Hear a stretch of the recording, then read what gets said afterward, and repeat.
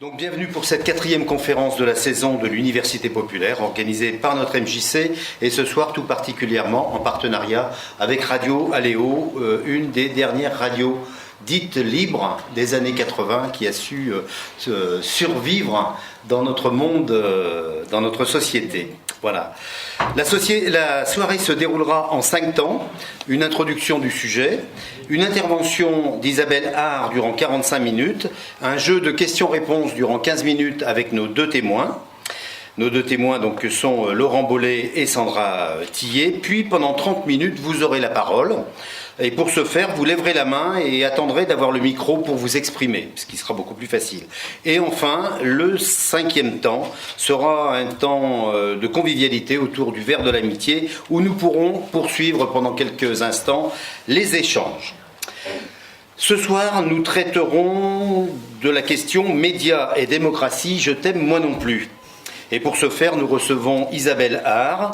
Isabelle Haar, vous êtes docteur en sciences de l'information et de la communication, maître de conférence à l'Institut de l'administration de l'entreprise à l'Université de Poitiers, c'est l'IAE. Vous êtes chargé de cours à Sciences Po Lyon et membre de l'équipe de recherche de Lyon en sciences de l'information et de la communication à l'Université de Lyon, l'ELICO. Voilà. Nous allons essayer avec vous de mettre en lumière le rôle des médias dans nos démocraties modernes. Les 5 grands médias traditionnels, radio, télévision, presse écrite, cinéma, qui ont aujourd'hui des vecteurs différents, papier, audiovisuel et communs, Internet, sont considérés comme des acteurs de la démocratie. Mais on oublie trop vite qu'ils ont été et sont encore parfois les instruments des pouvoirs politiques et économiques les plus éclairés comme les plus sombres.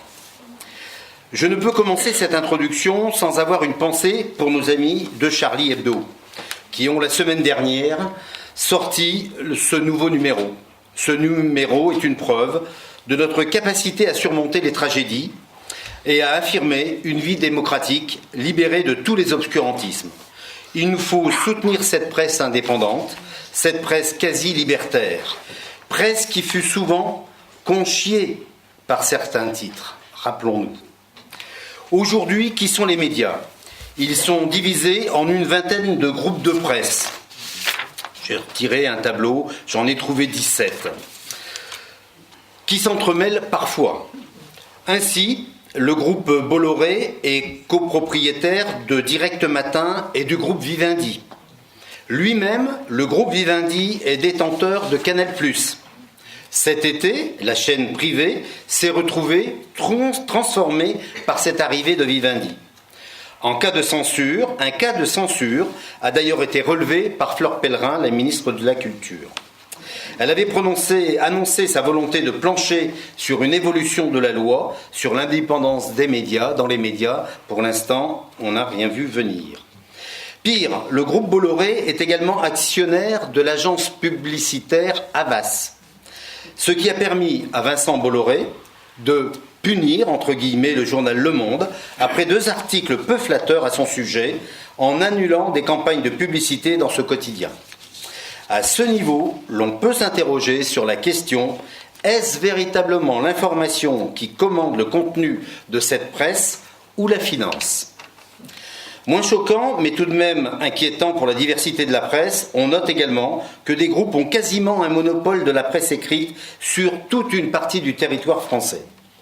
Le groupe Ebra, propriété du Crédit Mutuel, par exemple, est très majoritaire dans l'Est de la France. Il détient notre journal de Saône-et-Loire, Le Progrès, Le Bien Public, Le Dauphiné Libéré, l'Est républicain, l'Alsace, les DNA, des dernières nouvelles d'Alsace. Du côté des autres médias, radio, internet hebdomadaire, Voix de l'Ain, La Renaissance, Macon Info, font-ils partie de groupes ? Nos témoins et les participants dans la salle nous le diront. Les médias furent, durant certaines périodes de notre histoire, aux ordres du pouvoir. Durant les heures troubles de Vichy, la presse a eu 3 types de comportements. Soit elle se saborda, ce fut le cas du Canard enchaîné, de l'Intransigeant, le Populaire ou l'Humanité. Soit elle se replia en zone libre, le Journal, Paris Soir, Le Figaro. Ou encore, elle décida de reparaître et donc de collaborer. Je suis partout, le matin. De cette période troublée arriva la libération et les Trente Glorieuses, qui virent le développement des médias, de tout support, de tout vecteur. Durant de longues décennies, le ministère de l'Information délivra sa censure sur tous les médias et en toute transparence. Rappelons-nous Baltragique à Colombey. Rappelons-nous l'ORTF. Mais qu'en est-il aujourd'hui de la censure? Celle-ci n'est-elle pas autocensure de la part de ces médias ou censure financière? Ces dernières années, l'effervescence médiatique n'a pas cessé, bien au contraire. Naissance de télévision, de chaînes d'information en continu, qui donnent l'impression d'être dans l'actualité, mais sans le recul nécessaire du journalisme. L'arrivée d'Internet a mis fin aux distances. Le monde est devenu un village, où les informations circulent plus vite et où chacun se croit capable de donner des informations. Une nouvelle dimension accélérée avec l'apparition des réseaux sociaux, avec leur lot de tweets, de déclarations d'amour, aime cette page et nous serons amis, la vie démocratique est impactée. Cela a des avantages, chacun peut communiquer, dénoncer et faire bouger les lignes, comme on l'a vu pendant le printemps arabe par exemple. Mais cela a aussi des inconvénients. Il n'y a plus de distance, plus d'analyse et parfois même pas de vérification. Les faits rapportés peuvent se révéler être des rumeurs ou des raccourcis. Les médias prennent parti. Le CSA délivre des bons et des mauvais points durant les périodes électorales. Mais l'information n'est pas écoutée qu'en période électorale. L'information est distillée, répétée, assénée, et les esprits sont imprégnés, formatés, aménagés. Les médias influent donc sur la vie démocratique de notre société. Les plus imprégnés par ces informations sont autant d'électeurs qui vont poser leur bulletin, mais est-ce en conscience? Pour conclure cette présentation, je citerai Pierre Bourdieu, qui disait de la télévision: la télévision a une sorte de monopole de fait sur la formation des cerveaux d'une partie très importante de la population. Or, en mettant l'accent sur les faits divers, en remplissant ce temps rare avec du vide ou du presque rien, on écarte les informations pertinentes que devrait posséder le citoyen pour exercer ses droits démocratiques. Alors Isabelle Art, médias et démocratie, je t'aime moi non plus, c'est le sujet de ce soir et je vous laisse la parole.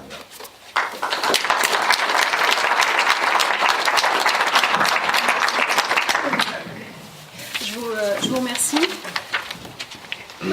Bien, alors votre introduction est particulièrement intéressante parce qu'elle me semble aborder un certain nombre d'éléments, alors soit que je vais aborder moi-même, soit sur lesquels je vais passer volontairement, tout simplement parce que il me semble difficile, voire impossible, ce soit en 45 minutes ou en 1 heure, de traiter des rapports entre médias et démocratie, même à travers l'angle de la phrase volontairement un peu provocante « je t'aime moi non plus ».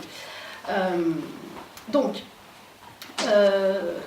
au-delà du titre un peu provocateur donc de la conférence, il me semble que ce titre voulait en quelque sorte traduire des relations qui sont extrêmement complexes pas seulement aujourd'hui, mais qui sont extrêmement complexes depuis des siècles. Et donc je vais revenir en guise de préambule sur un certain nombre d'éléments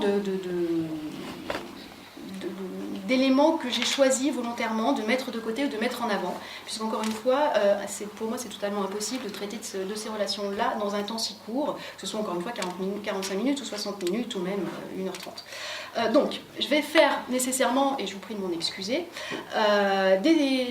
faire des raccourcis historiques, des raccourcis médiatiques, et je vais prendre un parti qui est celui donc d'axer ma conférence sur certains points de cette relation qui est presque une relation de couple entre médias et démocratie, entre médias, État et démocratie, je vais y revenir après.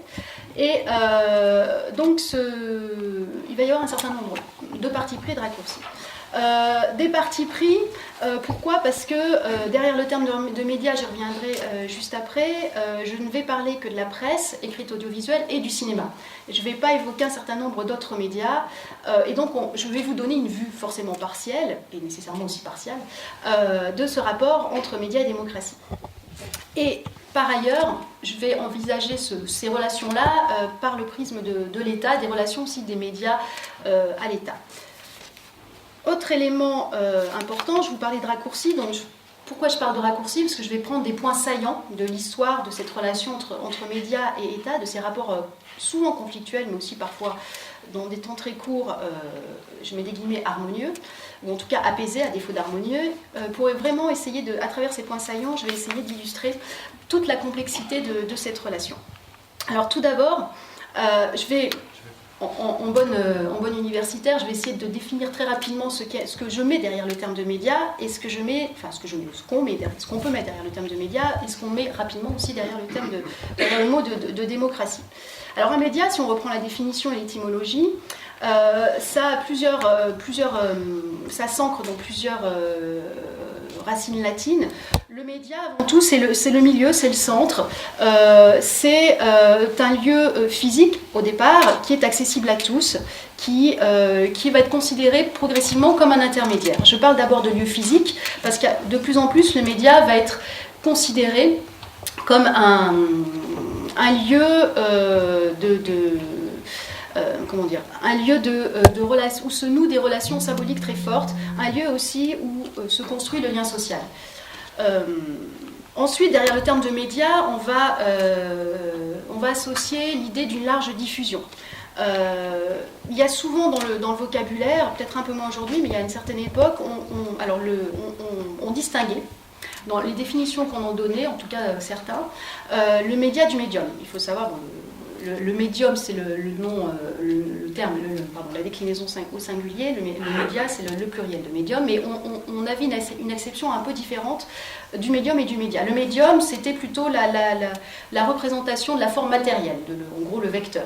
Derrière le terme de média, plus largement, et d'une façon plus générique, on mettait en avant donc un certain nombre d'éléments.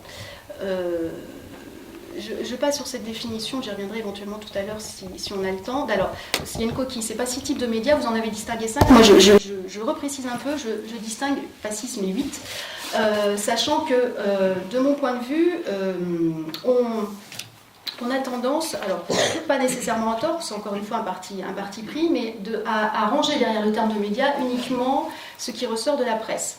De la presse audiovisuelle notamment, ou éventuellement du cinéma.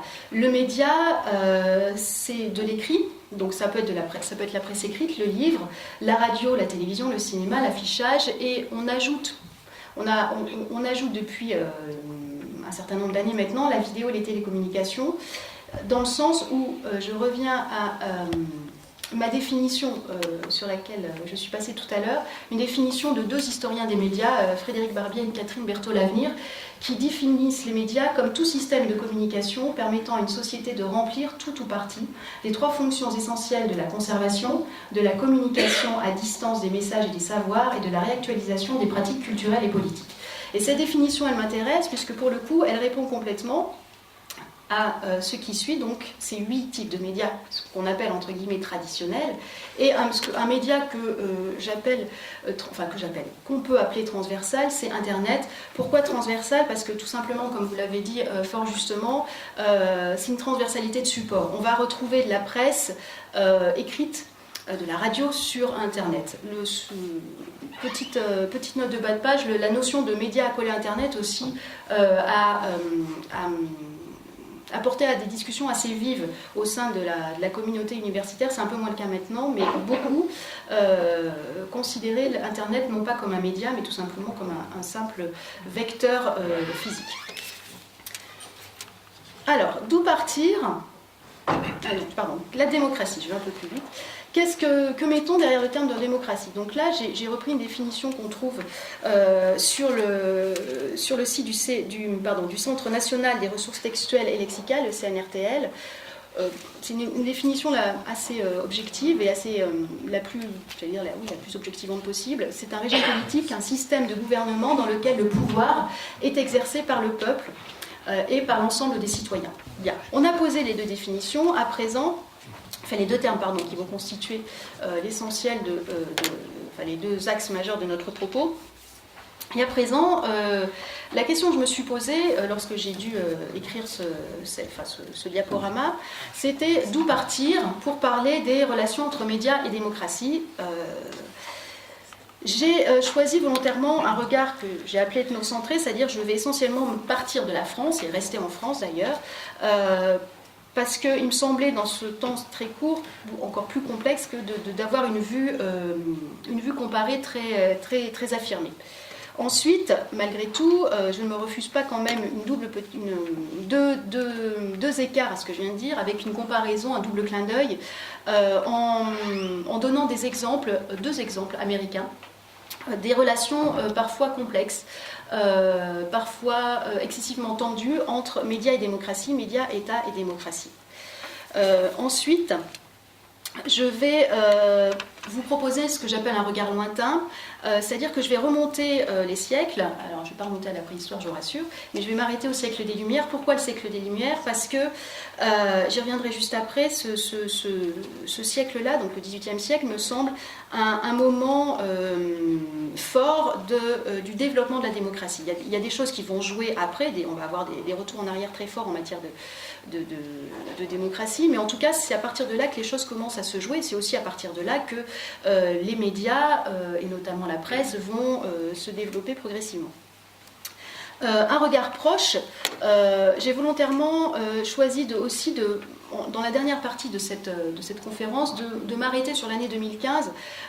Comme vous l'avez évoqué justement, l'année 2015, c'est une année qui est, pour tout un tas de raisons, mais surtout au regard des événements dramatiques et des événements terroristes qui sont survenus pratiquement dans les deux extrémités de l'année, c'est une année qui est extrêmement révélatrice des rapports entre médias et démocratie, entre médias, État et démocratie. Donc ça m'a semblé intéressant, en guise de conclusion, de revenir sur cette année. Je ne voulais pas consacrer cette conférence uniquement à cette année-là, puisque pour le coup on aurait pu l'intituler Médias et terrorisme, et il m'a semblé intéressant néanmoins d'y accorder une petite part de mon exposé. Alors, rapidement... Alors, petite histoire des médias en France en 12 âges, je vous rassure, je ne vais pas vous faire un cours d'histoire des médias, simplement pour vous dire qu'on date les premières traces écrites, donc les premières traces sensibles d'une forme de médias, de moins 77 000 ans avant notre ère, et c'était tout simplement je vais vous les montrer, des fragments d'ocre rouge qu'on a retrouvés dans une grotte en Afrique du Sud. Simplement, je vous donne cette date-là pour vous montrer que l'histoire des médias, elle remonte à très très loin. Bon, je vous les affiche, mais en gros, l'évolution de l'écrit notamment, puisque l'écrit est un média à part entière, elle se fait tout au long donc, de notre ère, et surtout ce qui est intéressant, c'est de voir que l'histoire des médias, elle ne se joue pas simplement sur une dizaine d'années. L'histoire d'un média, alors l'écrit évidemment, mais par exemple l'histoire du livre, elle ne se joue pas bien évidemment, ou l'histoire de l'imprimerie, ne se joue pas bien évidemment simplement sur une dizaine d'années, mais qu'un média se construise, évolue, se développe, change sur plusieurs siècles. C'est pour ça typiquement que vous voyez 15e, 18e siècle, naissance et développement de l'imprimerie, du commerce des livres. Ce que je veux signifier par là, c'est que à travers ces éléments d'histoire que je vous donne, pareil, même chose, on va avoir à partir de la deuxième moitié du 19e siècle un développement technologique, une innovation technologique extrêmement puissante et variée, puisqu'on va voir arriver le téléphone, le phonographe, le cinématographe, la TSF. Et puis, on ne s'arrête pas à ce niveau-là. Ces médias-là vont continuer à se développer. Parfois, ils vont avoir des usages qui vont être détournés de leur usage premier. Typiquement, la radio, au départ, n'était pas du tout pensée comme une innovation technologique de loisirs, consacrée aux loisirs. C'était une innovation technologique consacrée à l'armée, et plutôt dans une optique militaire. Même chose pour le téléphone. Le téléphone, à la base, on ne pensait pas du tout qu'il allait qu'il allait continuer sa course dans le cercle du loisir, dans le cercle familial. Là aussi, il avait plutôt à la base une fonction professionnelle, voire militaire. Donc tout ça pour vous dire qu'un média, ça ne se construit pas en une dizaine d'années, ça se construit, ça se développe, encore une fois, sur plusieurs siècles, ça se mature sur plusieurs siècles. Et dernier point, bien évidemment, des années 60-70 à nos jours, la naissance et le développement de ce qu'on appelle la révolution numérique, avec notamment le développement du web 2.0, donc le web collaboratif qui va, comme vous le disiez à juste titre, révolutionner véritablement non seulement la production d'informations, mais les rapports sociaux entre les individus depuis les années 2000.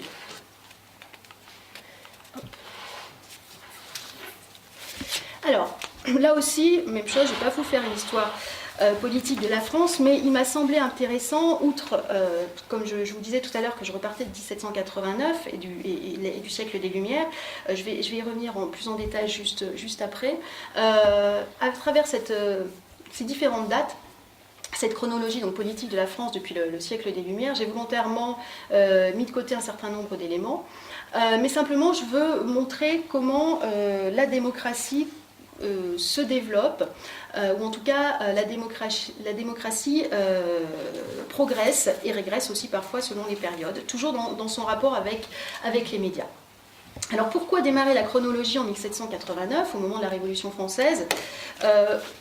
On peut me dire que c'est un peu facile effectivement de démarrer l'histoire de la démocratie et de la Révolution française. Bien évidemment, c'est plus complexe que cela. Je l'ai situé tout à l'heure plus largement au siècle des Lumières. Pourquoi le siècle des Lumières ? Puisque typiquement, et la Révolution française c'est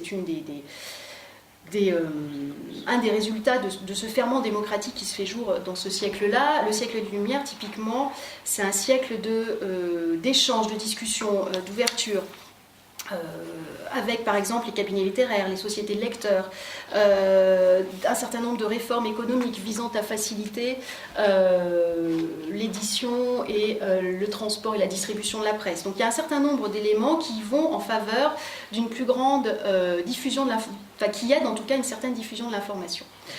Pourquoi aussi 1789 ? Parce que, encore une fois, même si ça peut paraître un peu simple de faire démarrer mon historique là, c'est parce que la Révolution, quand même, ça a bouleversé un certain nombre de certitudes politiques, économiques et sociales. Ensuite, il me semble qu'il est important de dire que la Révolution, elle ne signe pas pour autant, ce que je vous essayais de vous dire tout à l'heure, une trajectoire linéaire à la démocratie, puisqu'on voit après que on va avoir se succéder des périodes assez complexes pour la démocratie et pour les médias, et notamment la presse. Et paradoxalement, c'est peut-être dans les périodes de monarchie où le joug politique, et donc le joug aussi économique qui est porté sur les médias et pour ce qui nous concerne ici sur la presse se relâche un peu puisque pour dire les choses autrement durant la Première République ou même la Seconde République ou encore les deux empires le joug du pouvoir politique et du gouvernement sur la presse est extrêmement fort. Je vous donnerai quelques exemples juste après. Je parlais des monarchies tout à l'heure, notamment la monarchie de Juillet, c'est une période durant laquelle, alors ne rêvons pas, la presse n'est pas totalement libérée, loin de là, mais il y a des petites avancées qui feront qu'après, au moment de la Troisième République, ça sera compliqué de revenir en arrière en matière de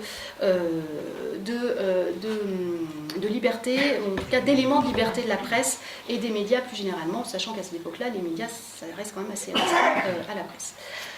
Ensuite, la Troisième République, pourquoi est-ce que je mets en avant la Troisième République ? Parce que la Troisième République, elle est extrêmement importante pour la presse, et je pense que les journalistes qui sont présents ne diront pas le contraire, notamment avec la loi de 1881 sur la liberté de la presse, qui est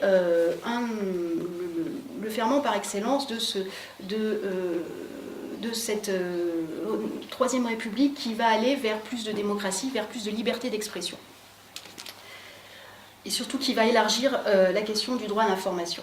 Ensuite, alors je reviendrai plus en détail tout à l'heure, la guerre de 14-18,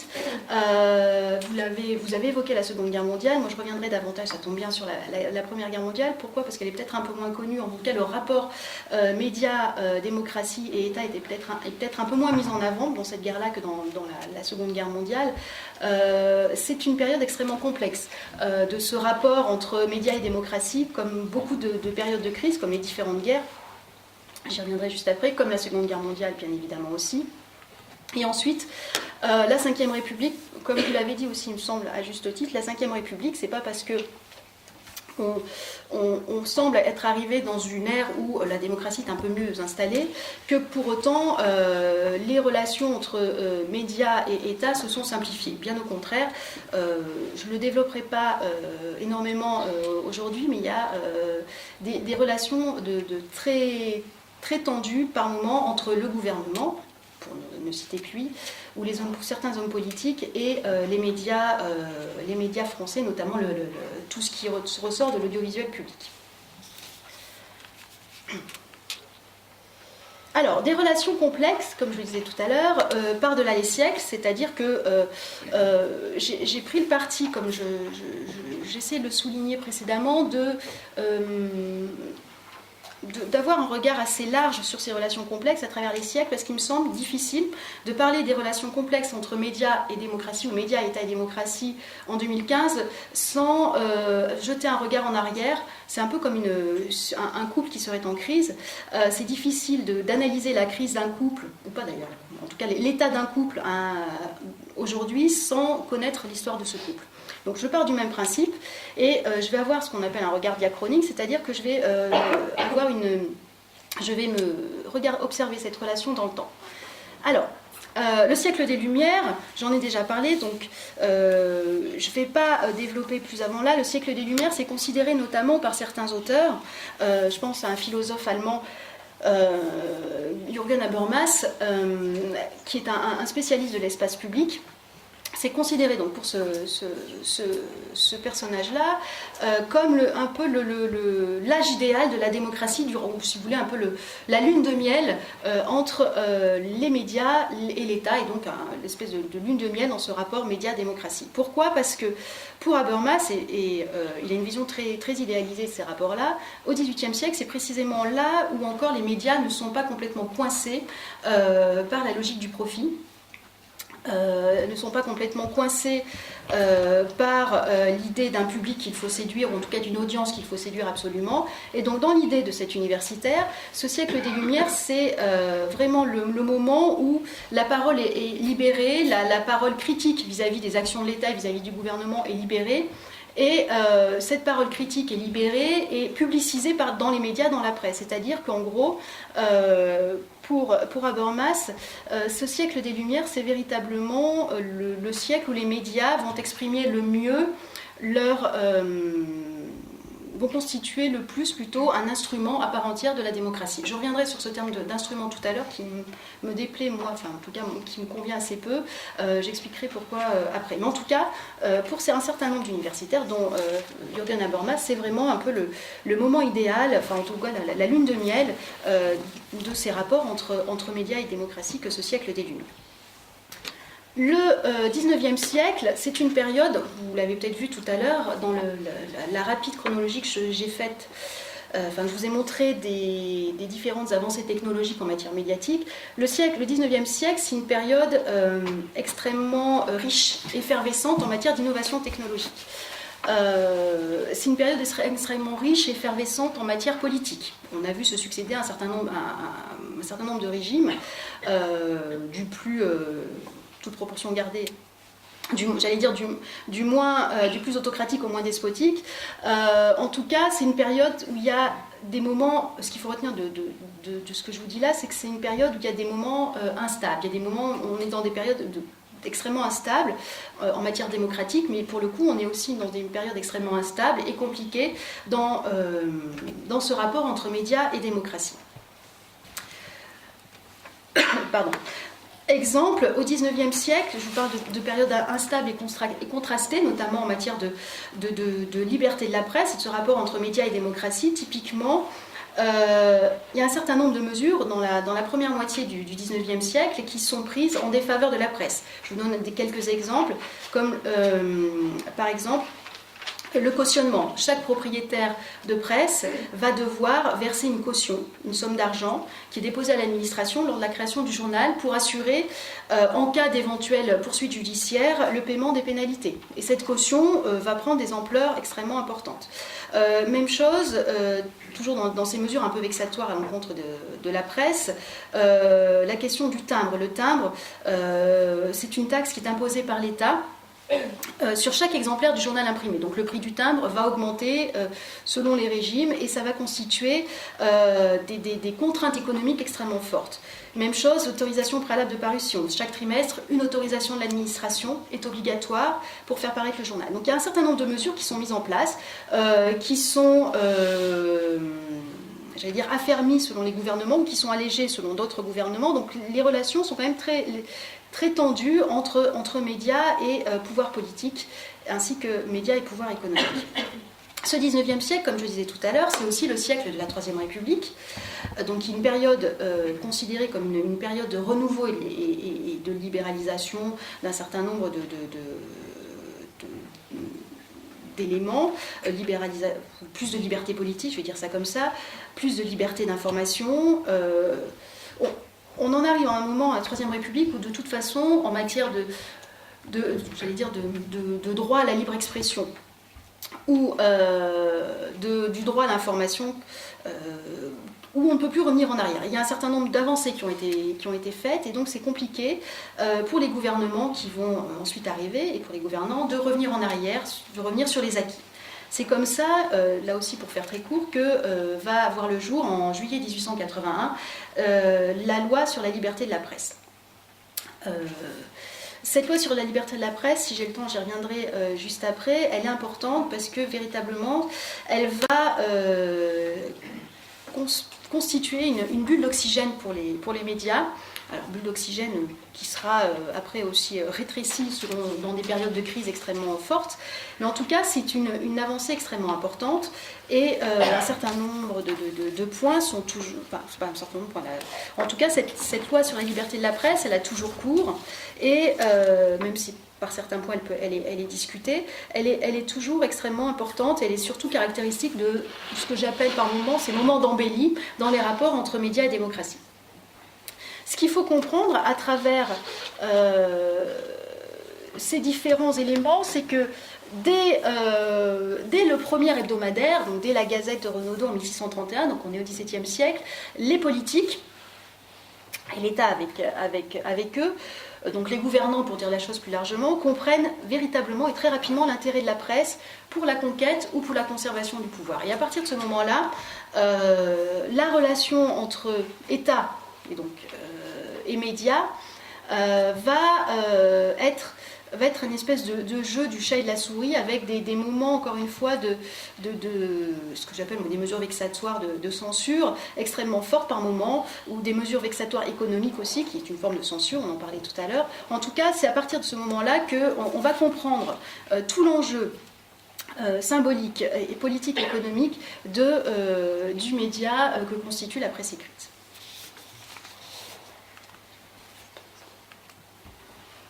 Alors très rapidement, la loi sur la liberté de la presse, une avancée à la fois démocratique et médiatique. Je ne sais pas si vous le voyez bien, j'ai fait rapidement, j'ai montré donc sur ce schéma les périodes de censure au XIXe siècle. Vous voyez qu'on a quand même plus de périodes de censure que de périodes de grande libéralité. Ensuite, donc ça c'est avant la loi. La loi, en fait, bien évidemment, va libérer la presse en créant notamment un droit spécifique en dehors du droit privé. Cette loi sur la liberté de la presse, elle va obliger la presse à un certain nombre de choses. Par exemple, elle va obliger la presse à un certain nombre de choses et elle va aussi la libérer d'un certain nombre de contrôles et de contraintes. Par exemple, le contrôle préalable dont je vous parlais tout à l'heure et les contraintes financières, comme le cautionnement, sont supprimées.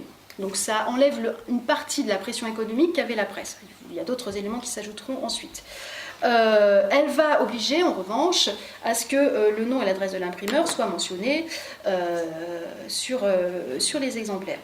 Elle va exiger aussi un droit de réponse pour toute personne qui se sent diffamée par un article ou par un journal, etc., etc.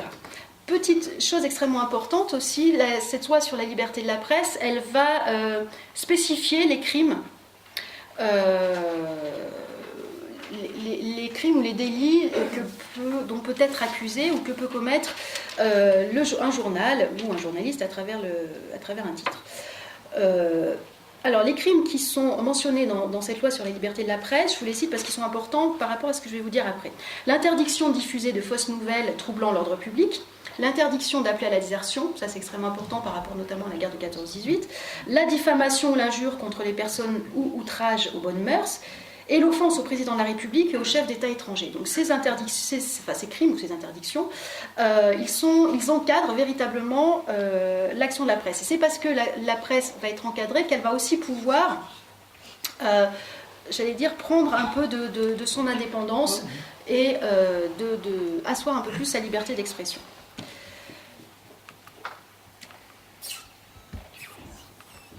Alors, je vous disais tout à l'heure que dans ces relations contrastées et complexes entre médias et démocratie, il y a des périodes de crise, et notamment au XIXe et au XXe siècle, je vais à présent m'attarder sur ces moments-là, notamment au XXe siècle, des périodes de crise qui ébranlent les avancées en matière de liberté médiatique. Et dans ces périodes-là, alors je vais vous parler plus spécifiquement de la Première Guerre mondiale et de la période un petit peu de ce qu'on a appelé les guerres de décolonisation, ou la période de décolonisation plus largement. Dans ces périodes-là, la presse a une marge de manœuvre qui est quand même extrêmement restreinte. Typiquement, au moment de la Première Guerre mondiale, la presse est drastiquement censurée. J'y reviendrai. On parle d'ailleurs des ciseaux d'Anastasie. C'est une image populaire qui renvoie typiquement à la censure. Durant la Seconde Guerre mondiale, vous l'avez dit à juste titre, vous avez raison, il y a trois possibilités, trois modalités pour la presse, soit collaborer, soit se saborder, soit résister.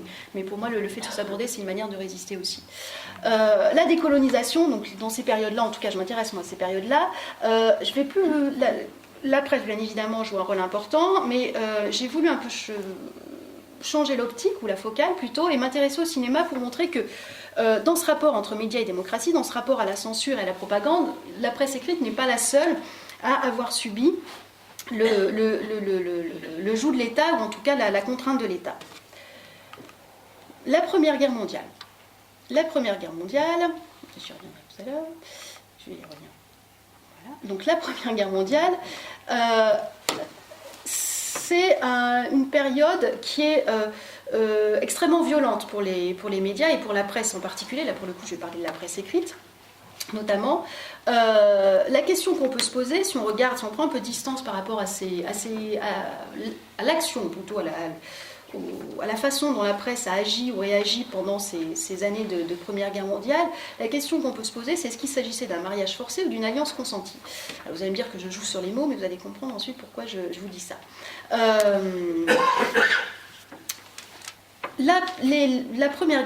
Cette période-là, donc 14-18, elle a eu un certain nombre d'effets ou de conséquences sur la presse. En tout cas, l'entrée en guerre, en juillet 14, elle va avoir un effet dévastateur sur la santé de la presse, sur la liberté d'expression de la presse et des journalistes. En tout cas, on peut relever qu'il y a plusieurs éléments, plusieurs conséquences ou plusieurs effets de cette entrée en guerre de la France. Premier élément ou premier point, du fait de la mobilisation, la presse va perdre un certain nombre de ses... Alors j'ai mis les ouvriers, mais ils volent les ouvriers de la presse, les journalistes, les patrons de presse. Donc du fait de la mobilisation, en tout cas certains patrons de presse, la presse en fait perd son... Je vais y arriver, perd ses acteurs, ou en tout cas perd sa richesse en hommes. J'ai toujours pas réussi à trouver le bon terme, c'est pas grave. Ce qui fait que la presse va rapidement, dès l'hiver 14, va rencontrer un certain nombre de difficultés matérielles. Des difficultés matérielles, la pagination baisse, puisque le papier, du fait de la guerre, va devenir rare et donc cher. Des contraintes financières aussi extrêmement fortes, moins de publicité. De fait, l'augmentation des journaux, moins de personnes achètent les titres de presse.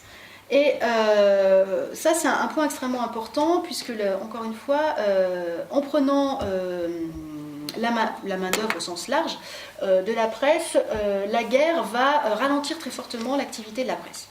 Deuxième point, il y a une espèce d'union sacrée qui est faite derrière le gouvernement au moment de l'entrée en guerre. Et il y a, en tout cas au début de la guerre, une espèce là aussi, alors plutôt que d'union sacrée, une espèce d'acceptation d'une censure extrêmement forte au départ, au nom de la raison d'État. J'y reviendrai sur cette raison d'État parce qu'elle est extrêmement importante. Pour vous donner une idée de la censure, il y a, dès août 1914, donc un mois après l'entrée en guerre, il y a une censure postale qui se fait jour et qui est extrêmement forte, c'est-à-dire qu'il y a un système de contrôle des dépêches. Il y a une censure militaire qui est faite sur les imprimés. Est mis en place un bureau de la presse. Ce bureau de la presse, il va être composé notamment de journalistes et la censure va porter sur les télégrammes, sur les quotidiens, sur tous les écrits, sur les périodiques et les livres. Autre exemple aussi,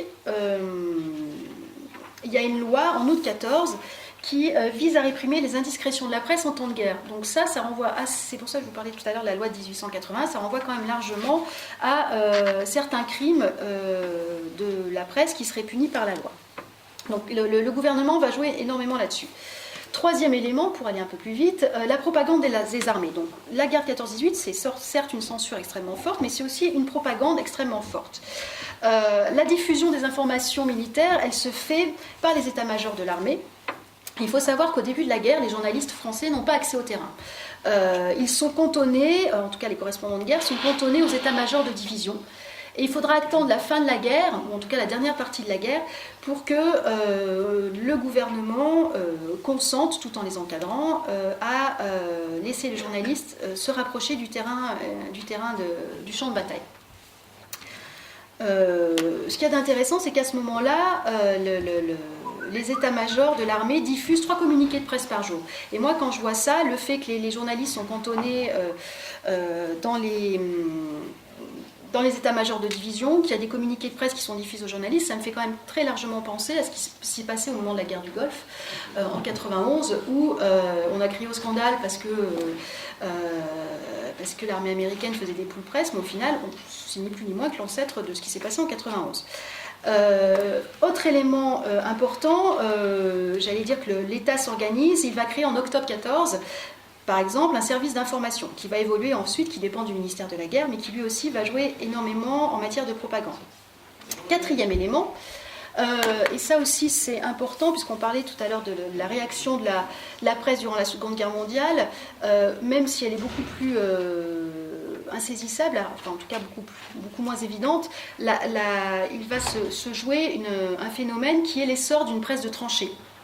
Cette presse de tranchée, elle est un peu le contrepoint au bourrage de crâne qui est issu notamment, outre de la presse des journaux entre guillemets classiques, il est issu ce bourrage de crâne du bulletin des armées de la République, donc qui est une publication du gouvernement. Alors, cette presse de tranchée, elle est rédigée soit par les soldats du front, soit à l'arrière, et sa fonction première, c'est d'essayer, j'ai bien d'essayer, de redonner le moral aux troupes, aux soldats. Alors, on peut faire des récits de guerre dans cette presse de tranchée, il y a des soldats qui vont témoigner, mais c'est aussi l'occasion de publier des poèmes, de faire des petits récits littéraires. Donc c'est vraiment ce qu'on peut considérer comme une presse alternative, qui est là pour soulager un peu, ou en tout cas pour aider les soldats. Il y a 2 titres qui sont nés de cette presse de tranchée qui ont survécu, le Canard enchaîné, qui se définissait typiquement contre la censure et la propagande de l'État, et le Crapouillot, dont je vous montrerai juste après un exemplaire. 5e point, si vous voulez arriver. 5e point, ça participe du 4e point, il y a un décalage qui est de plus en plus important au fur et à mesure qu'on avance dans la guerre entre le discours de la presse, j'allais dire officielle, en tout cas la presse qui n'est pas la presse de tranchée, et la réalité des combats qui sont des combats, comme vous le savez tous, extrêmement meurtriers. Donc de plus en plus, ce décalage est mal accepté par la population. Le contrôle de la formation fait que, au final, il se passe peu de choses dans les médias, on dit peu de choses, ou alors quand on le dit, c'est de manière très encadrée. Il y a aussi une forme d'autocensure. La vie politique, du fait de la guerre, elle est quasi confidentielle, donc il y a peu d'informations, et donc ça oblige les journalistes à trouver des sujets dérivés et à mettre sur le devant de la scène médiatique des sujets qui étaient autrefois des sujets de seconde zone, comme par exemple les sports, la vie académique, des conseils pratiques. Autre conséquence donc, de cette censure et de cette propagande, et ce qui est assez intéressant quand on va regarder dans les archives de certains journaux, c'est de voir que les journalistes sont tellement contraints par la censure qu'ils sont obligés ils ont tellement peu d'informations qu'ils sont obligés de broder autour de l'information. Ils vont faire de longs commentaires sur des choses totalement insignifiantes. Ils vont proposer des illustrations fantaisistes et nombreuses, et quand je vois ça, ça me fait penser, alors quand je préparais mon topo, ça me fait penser immanquablement aux chaînes d'information en continu dans un autre registre, qui se retrouvent devant un manque d'information absolu et qui se mettent à broder, à nous faire les commentaires, et c'est assez caractéristique, notamment pendant l'affaire Mera, à faire un certain nombre de commentaires les plus farfelus, les plus inutiles. Sixième point, ou sixième élément, les développements d'une forme de presse satirique. Je vous ai dit qu'à partir de la deuxième moitié de la Première Guerre mondiale, il y a un ras-le-bol de la propagande et de la censure, et donc il y a un ras-le-bol de la guerre aussi, et il y a la volonté de se distraire, de rire. Donc c'est la création d'une certaine presse satirique. Alors on va retrouver des titres justement comme Le Rire, La Baïonnette, où on va jouer beaucoup sur la satire, sur la caricature. C'est la période aussi où vont se renforcer les périodiques d'illustration. On va donner une grande place à l'image, ou une plus grande place à l'image. Et il faut savoir que tous les grands quotidiens d'avant-guerre, ce qu'on appelait les journaux millionnaires comme Le Matin, Le Petit Parisien, Le Petit Journal, vont perdre pas mal de leurs lecteurs durant cette guerre, notamment au profit de cette presse satirique. Je vous parlais tout à l'heure des journaux de tranchées. Là, vous avez une du Crapouillot, donc pour vous montrer que ce que la presse traditionnelle ne veut pas ou ne peut pas montrer, ces journaux de tranchées le montrent de façon assez explicite. Et là, vous avez typiquement La Baïonnette, donc un journal satirique. Voilà. Ce qu'on peut dire, c'est qu'à la fin de cette Première Guerre mondiale, la presse sort complètement exsangue, et puis aussi il y a un déficit de confiance qui se fait jour très fortement vis-à-vis de cette presse et vis-à-vis de ces journalistes. Et donc la période de l'entre-deux-guerres, c'est une période où on navigue entre désarroi et remise en question. Comme je vous le disais tout à l'heure, je vais passer la Seconde Guerre mondiale, sinon on sera encore là à minuit, et puis je vais m'arrêter à la période de la décolonisation. Pourquoi ? Parce que je change un peu mon fusil d'épaule, et je ne vais plus vous parler de la presse écrite pour vous relater la complexité des relations entre médias et démocratie, mais je vais vous parler de la complexité de ces relations à travers le cinéma, et notamment à travers le cas très particulier de cette période assez compliquée des guerres de décolonisation. On l'a vu, donc le cinéma, dès la fin du 19e ou tout début 20e, ça devient donc un média à part entière. Il a au début une fonction plutôt de verser dans le documentaire. Très rapidement, on va verser aussi dans le loisir, mais ce qu'on oublie parfois, ou ce qu'on met volontairement de côté, c'est que le cinéma va constituer assez rapidement un outil de propagande important, et on arrive à une espèce de... C'est pour ça que je veux l'illustrer avec la décolonisation, on arrive à une espèce de paroxysme au moment de la décolonisation. Typiquement, on est dans les années 50-60, et ce qu'il y a d'intéressant, c'est que les grandes démocraties, les démocraties plus largement, la Grande-Bretagne, les États-Unis et la France, je ne parle pas de l'Italie, en tout cas pas au moment de la Seconde Guerre mondiale, et pas de l'Allemagne évidemment, mais ces trois grandes démocraties vont user et abuser du cinéma comme instrument ou comme outil de propagande. Et ça me semblait intéressant de revenir en quelques instants sur cet aspect-là, et notamment sur la propagande française, de l'État français au cinéma. Cette période des années 50-60 et la fin des années 60, elle marque un peu un arrêt, un temps d'arrêt, ou plutôt la mort de cette propagande explicite et officielle dans le cinéma. Pourquoi ? Parce que vous allez comprendre juste après, quand on va diffuser l'extrait, on en arrive à des choses assez ridicules, dans le sens où la propagande est tellement évidente, elle est tellement caricaturale qu'au final le public en a assez. Il en a assez qu'on le prenne pour pour un individu qui n'est pas capable de réflexion ou de mise à distance. Et donc, dans la fin des années 60, ce type de propagande, en tout cas aussi explicite et aussi officielle, va cesser pour faire place, je vous montrerai tout à l'heure avec l'exemple américain, à une propagande beaucoup plus sournoise. Alors, l'exemple du film que vous allez voir là, c'est un film qui a été diffusé qui a été diffusé en 57, qui s'appelle Képi Bleu, qui est un film qui s'intéresse à l'Algérie, à l'action française en Algérie, notamment à l'action de l'armée française en Algérie. J'ai pris l'exemple de ce film parce qu'il est caractéristique d'autres films qui ont pu être diffusés. À titre d'information, ce film il a été diffusé en métropole, en Algérie et aussi aux États-Unis. Pourquoi aux États-Unis ? Tout simplement parce que le gouvernement français voulait montrer au niveau international et notamment auprès du gouvernement américain que son action était justifiée, que son action était productrice d'un certain nombre de bienfaits. Bien. Ce qu'il y a d'intéressant dans ce type de film, et ce en quoi ce film Képi Bleu est caractéristique, c'est qu'on va retrouver une forme de normes cinématographiques dans le processus de propagande. Typiquement, dans ces films de propagande de l'armée française au cinéma, on va retrouver le rôle de l'armée française mis en avant, vous vous en doutez. L'armée française, et derrière elle, l'État est présenté comme le gardien de la paix, comme étant une aide extrêmement forte au développement des populations.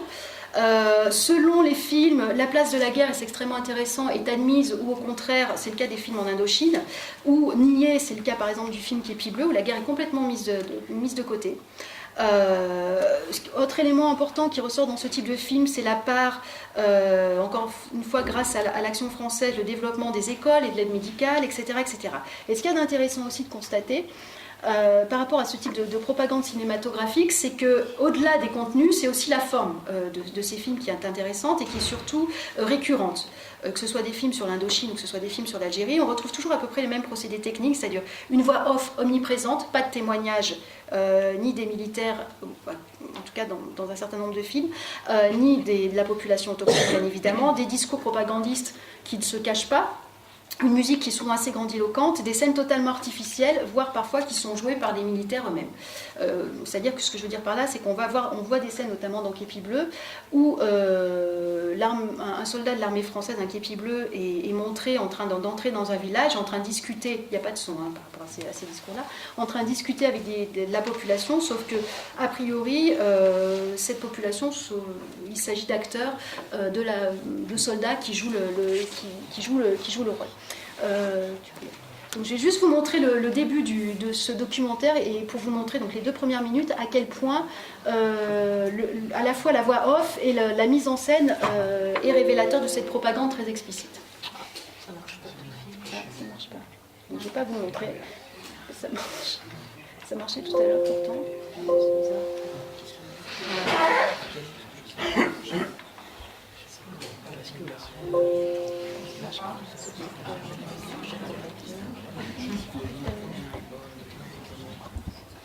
Bon, je vous avais fait un speech d'introduction qui vous a fait alléchant, mais finalement,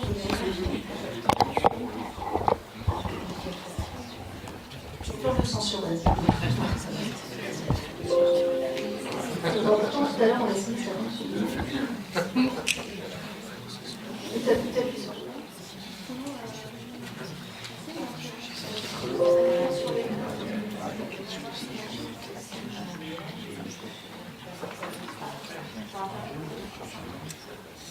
il n'y a pas internet parce que le câble n'est pas branché, le câble réseau. C'est le câble réseau qui manque. Mais oui.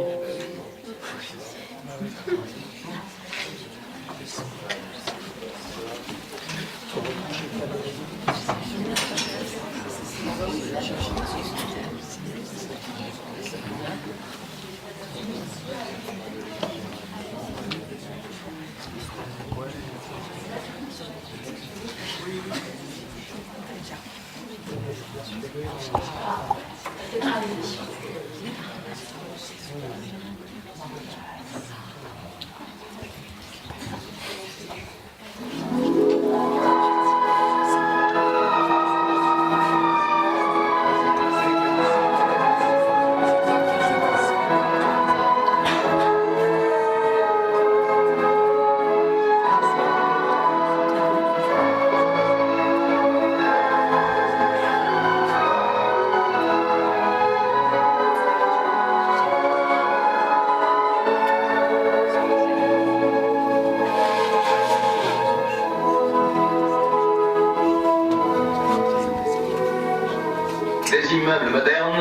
avec du soleil.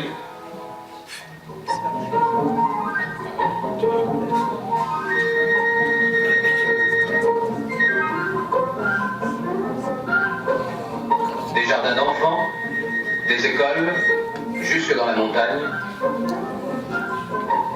Du travail pour les hommes, des usines, des routes modernes,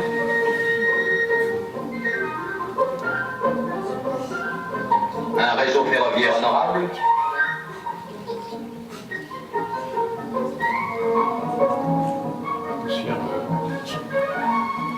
des ports avec des kilomètres de quais,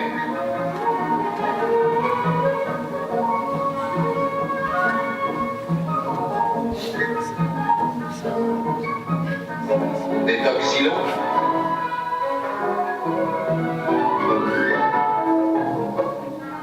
des cités ouvrières plus nombreuses que dans la métropole elle-même,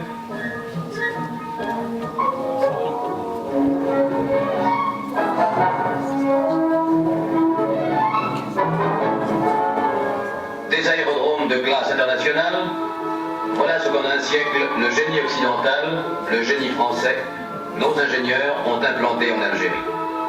Le pays au travail est heureux et continue son essor vers le progrès.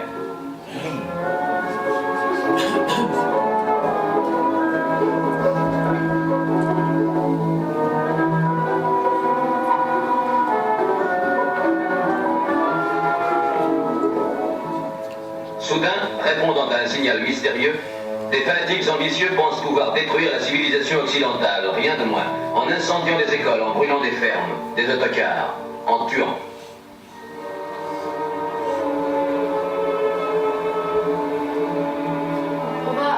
Je ne vais pas vous passer la totalité du petit bleu, mais simplement, juste cette introduction, elle est révélatrice de ce que je vous disais, c'est-à-dire une mise en scène qui est...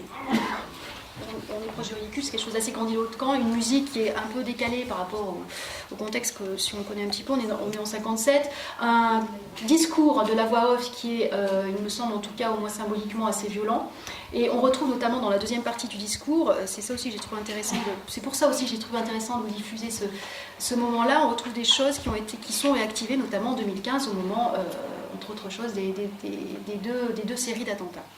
Bien. Tout ça montre qu'à la fin des années 60, tout ça pour dire qu'à la fin des années 60, le public en a marre de cette propagande au cinéma. Et ça marque un peu cette fin des années 60, ce temps d'arrêt en tout cas, un temps d'arrêt de cette collaboration, d'une collaboration aussi explicite entre ce média-là et le gouvernement français, pour l'exemple qui est là.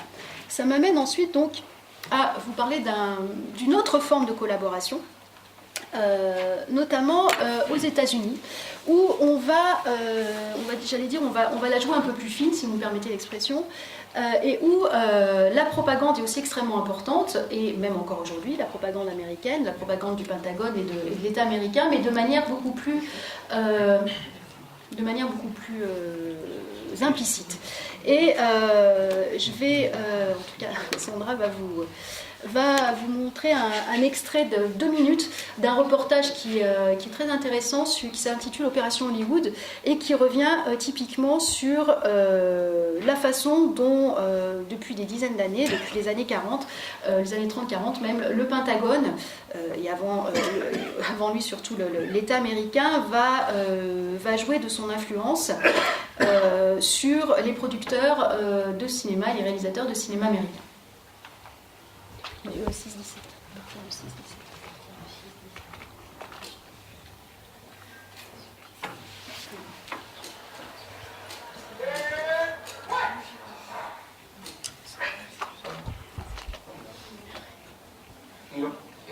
Car à bien des égards, l'État n'a pas grand-chose à voir avec la culture.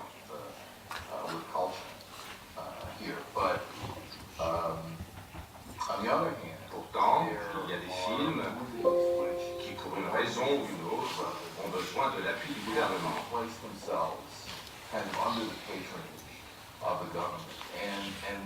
Les films de guerre en sont le meilleur exemple. Ce sont des productions colossales, avec énormément de figurants, pour lesquels il est essentiel d'obtenir la collaboration du Pentagone, de manière à pouvoir emprunter des hélicoptères, des tanks et tout ce qui s'ensuit. Et le Pentagone peut se montrer très coopératif.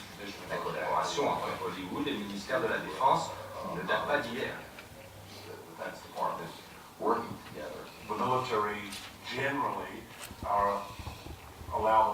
Si l'armée s'autorise à travailler avec Hollywood, c'est par souci d'économie.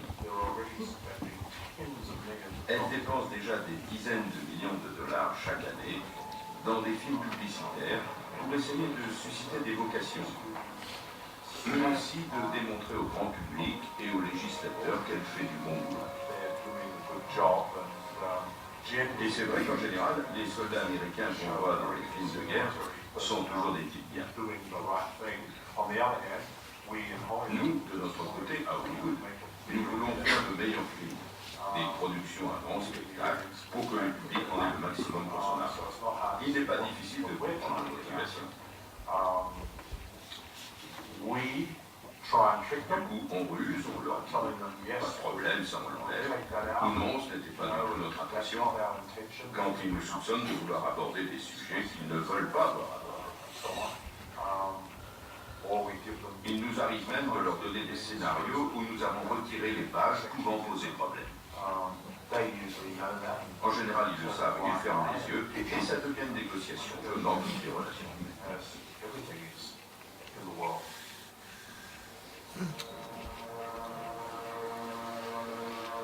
L'immense majorité des habitants de la planète n'a jamais vécu la guerre. Et si certains en ont connu les horreurs, ils n'ont pas pour autant fait l'expérience du combat. C'est principalement à travers le cinéma que nous nous représentons la guerre, et d'abord à travers les films américains. Hollywood n'a jamais cessé de représenter la guerre, sur toutes ses formes, à toutes les échelles, sur tous les fronts. Les guerres passées, les guerres possibles, et les guerres futures.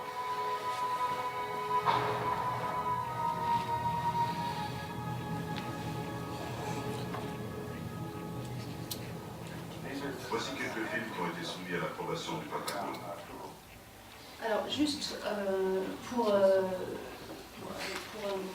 continuer ce reportage qui est très intéressant, ce que nous disait après le critique de cinéma, c'est typiquement, il y a des films qui effectivement, des films qui ont eu l'approbation du Pentagone, typiquement Top Gun, c'est un film qui a été encensé par le Pentagone, véritablement. On peut douter de sa qualité cinématographique, mais en tout cas, d'un point de vue de la promotion de l'armée américaine, c'était tout à fait flatteur. En revanche, des films comme Full Metal Jacket ou Platoon, eux, par contre, n'ont pas du tout reçu l'aval du Pentagone, parce que, très critiques, en tout cas, parce que montrant des éléments de la vie des militaires qui n'étaient pas à la gloire de ceux-ci. Bien, là, typiquement, on a un exemple qui va dans la continuation de ce qu'on a vu précédemment, c'est-à-dire une collaboration, alors soit très explicite, entre ce média-là, soit beaucoup plus implicite, ou en tout cas beaucoup plus fine à saisir. A contrario, contre-exemple, je vous disais tout à l'heure qu'on allait montrer des éléments à la fois de période de contraste ou de crise, en tout cas de relations compliquées entre les médias et la démocratie. Autre exemple, qui est plutôt pour le coup un moment où les médias vont donner des leçons de démocratie et de probité aux politiques et plus spécifiquement au président Nixon.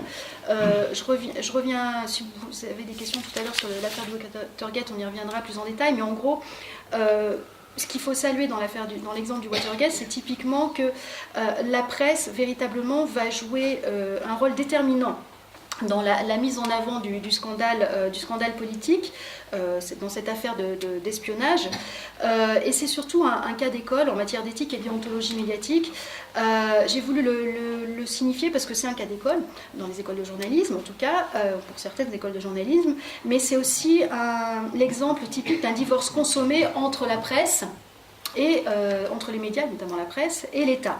mais ce n'est pas un divorce avec la démocratie, puisqu'au contraire, l'affaire du Watergate montre indiscutablement que la presse, elle a su se faire à ce moment-là, au risque de menaces de mort et d'intimidation politique très forte, elle a su se faire le gardien du temple démocratique.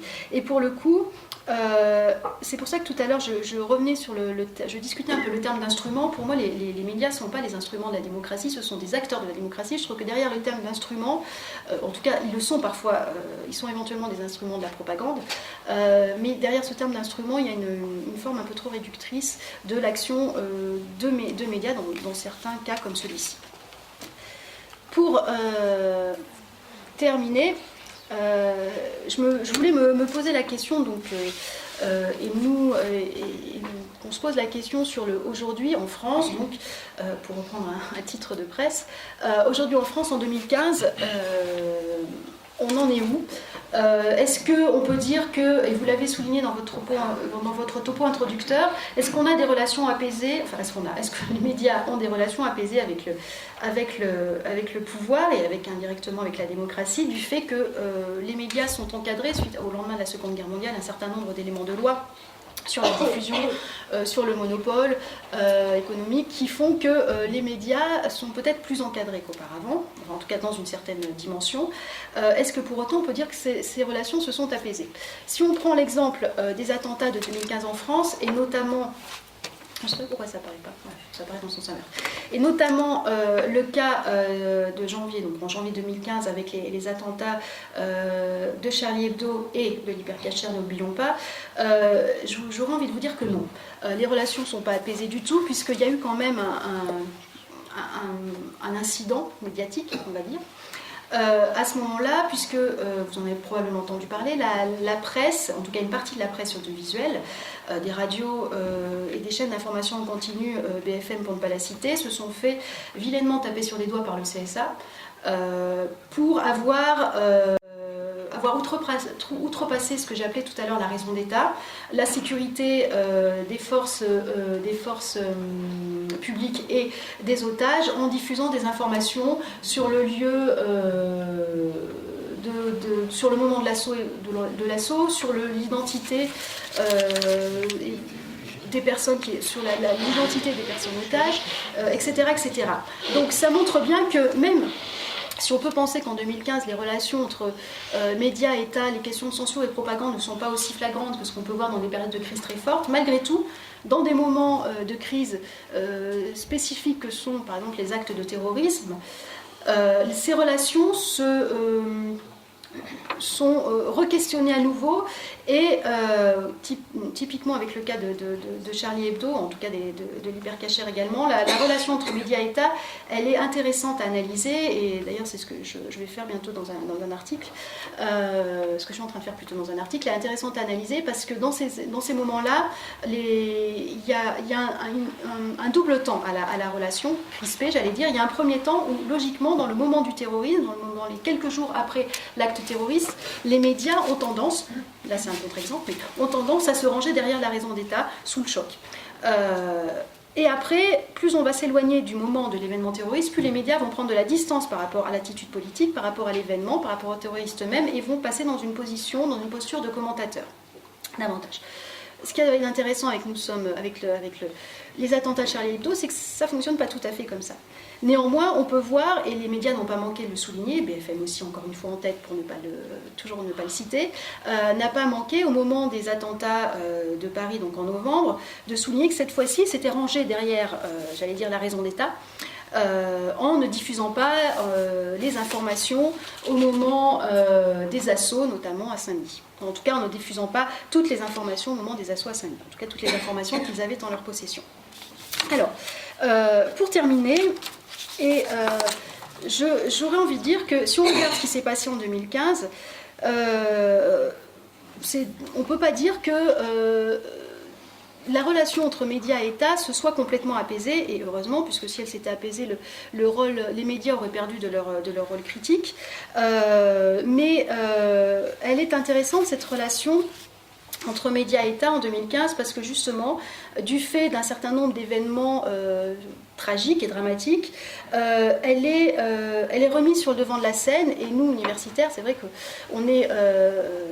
on a envie de la recreuser, cette relation, puisque la question quand même des relations médias-État dans des situations de crise profonde et dans des situations de terrorisme, elle avait été questionnée assez fortement dans les années 80, notamment et 70, et même 90. Aujourd'hui, ça nous oblige à la re-questionner au regard notamment de ce que vous disiez tout à l'heure, au prisme des nouvelles formes de production d'information, au prisme des réseaux sociaux, de l'information en ligne, etc., etc. Et après, je conclus véritablement. Je dirais qu'en conclusion, le rapport ou les relations qu'entretiennent les médias et la démocratie sont des relations complexes et surtout pas linéaires, que, je vous le disais juste avant, pour moi, les médias ne sont pas des instruments de la démocratie, mais ils sont au contraire les garants du lien social au sein de la société civile, de l'espace public. Ils sont les garants de la libre information et la libre expression en démocratie. Depuis la fin de la Seconde Guerre mondiale, il me semble néanmoins que l'encadrement législatif et économique des médias par l'État et par les intérêts privés constitue, paradoxalement, à la fois une aide et un frein à l'autonomie des médias. Enfin, l'arrivée d'Internet, plutôt le développement de l'information en ligne et de l'information de ce qu'on appelle, entre guillemets, une certaine forme de journalisme citoyen, ou ce que j'appelle moi aussi la production d'informations amateurs sur le web, ça a modifié considérablement la donne médiatique, et notamment ça a obligé les journalistes et les médias plus largement, enfin les médias d'information, à se questionner sur leur travail. Et enfin, les situations de crise, les guerres, les attentats, on l'a vu, je vous l'ai montré, crispent très fortement ces relations entre médias et État et remettent, pour un temps en tout cas, en cause l'idéal démocratique. Et pour terminer, je voulais toujours, pour faire un clin d'œil à ce titre de départ de la conférence, je t'aime moi non plus, finir par, donc pour filer la métaphore du couple médias et démocratie, je voulais terminer par une citation de Sacha Guitry, qui est un monsieur que j'aime beaucoup, et qui dit la chose suivante en parlant des couples. Si on considère ce couple médias et démocratie, on se veut, on s'enlace, puis on s'enlace et on s'en veut. Et j'ai trouvé que c'était assez caractéristique de ce que j'essayais de vous montrer là, c'est-à-dire que ces relations, ce sont des relations conflictuelles, mais aussi des relations... En gros, il n'y a pas de démocratie sans médias, et inversement, il n'y a pas de médias sans démocratie. Je vous remercie.